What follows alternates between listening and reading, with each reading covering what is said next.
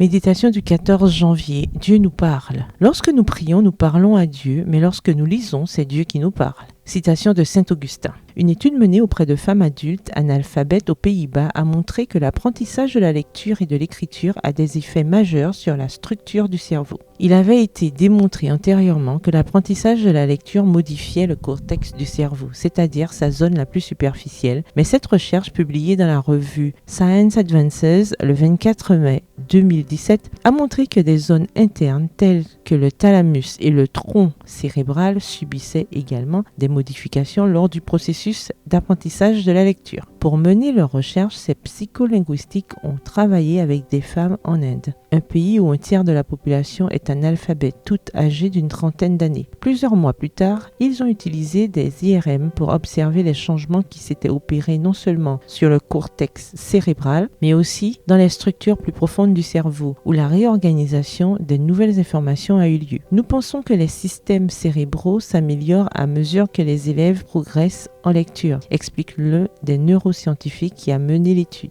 Ces recherches sont révélatrices pour nous dans deux aspects fondamentaux de la vie. La première est que nous devons comprendre à quel point le cerveau adulte est flexible afin de supprimer pour toujours de notre vocabulaire des expressions telles que « je suis comme ça » ou « on doit m'accepter comme ça » ou « tu ne changeras jamais, tu es incorrigible ». Ce n'est pas vrai, nous pouvons changer, nous pouvons nous améliorer, nous pouvons élargir notre façon de penser. Nous pouvons même modifier la structure de notre cerveau par des activités adaptées à cet effet. Deuxièmement, et c'est le plus important, Dieu nous a laissé un livre, un outil parfait avec lequel, chaque jour, nous pouvons façonner notre cerveau, notre personnalité, notre façon de comprendre le monde et notre façon de communiquer avec les autres. Je ne sais pas ce que vous en pensez, mais pour moi, c'est un grand privilège de savoir qu'en lisant la Bible jusqu'à ce que je la maîtrise, je peux faire d'une pierre plusieurs coups. Donner à mon cerveau une activité qui lui fera beaucoup de bien. Donner à mes émotions un matériau qui m'aidera à les contrôler. Donner à mes valeurs une dimension et une profondeur que je ne peux trouver dans aucune autre source. Et donner à ma vie une espérance, un objectif, un cap et un guide. Que peut-on demander de plus ?